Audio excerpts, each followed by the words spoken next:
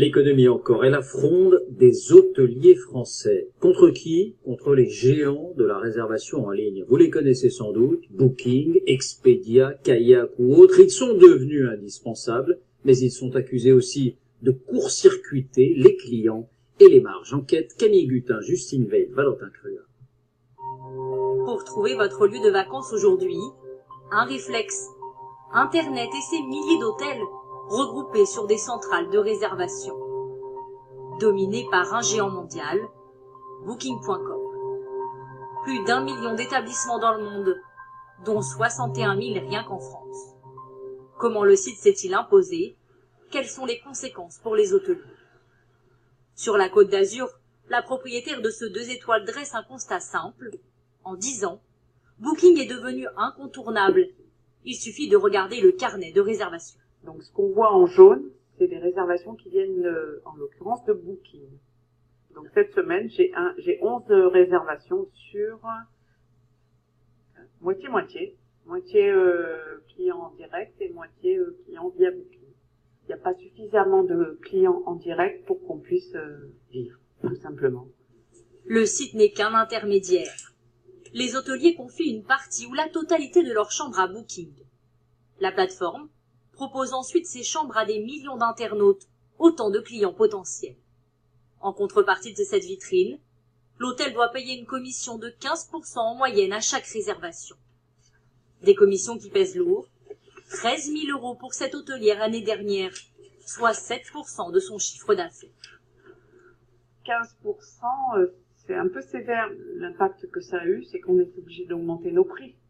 En haute saison, on monte nos prix. On n'aurait jamais osé faire certains prix il y a encore 10 ans en arrière. Et les commissions peuvent augmenter. C'est ce qui serait arrivé à cet hôtelier qui souhaite rester anonyme. Vous êtes un hôtel référencé sur Booking, vous recevez un mail qui vous dit que le taux est passé de 12 à 15%. Si vous continuez à commercialiser, c'est-à-dire à mettre des chambres en disponibilité sur leur site, vous payerez 15%. Non. Une plateforme inflexible dans les négociations. C'est loin d'être la seule critique soulevée par les hôteliers. Selon eux, le site s'accapare le nom de leur établissement. Lorsque l'on tape le nom d'un hôtel sur Internet, ici l'hôtel de la Gare à Saint-Nazaire, c'est le site Booking qui apparaît en premier.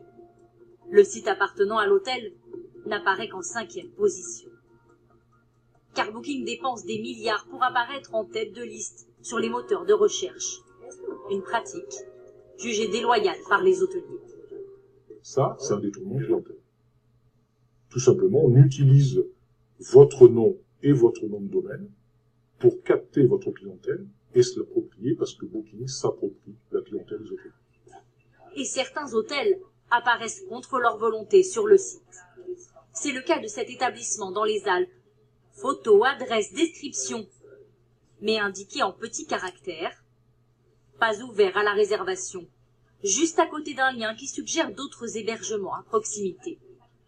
Le but, capter le client et l'inciter à réserver un autre hôtel sur Booking.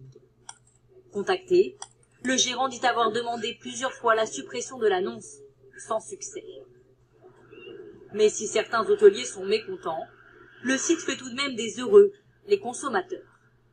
Il fait le travail de comparaison pour nous, en fait. À partir du moment où il nous propose déjà tous les hôtels disponibles et il affiche les prix, c'est un gain de temps, en fait, je pense. Il y a les avis des internautes, et puis voilà, les photos, tout. Donc effectivement, ça m'aide à chercher. Mais les clients font-ils de bonnes affaires sur Booking? Le site a fait des prix bas et des promotions ses arguments de vente.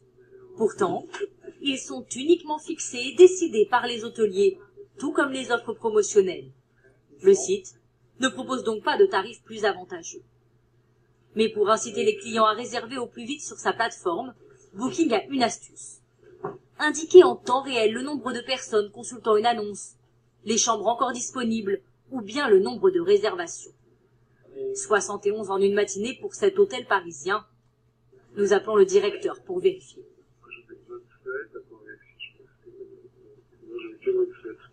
Donc 27 réservations depuis ce matin, pas 71. Voilà. Contacté, Booking a annulé au dernier moment notre interview. La riposte des hôteliers, elle s'organise avec la création de plateformes concurrentes, gérées directement par les professionnels de l'hôtellerie. Et pour plus d'informations, vous pouvez télécharger notre application France Info.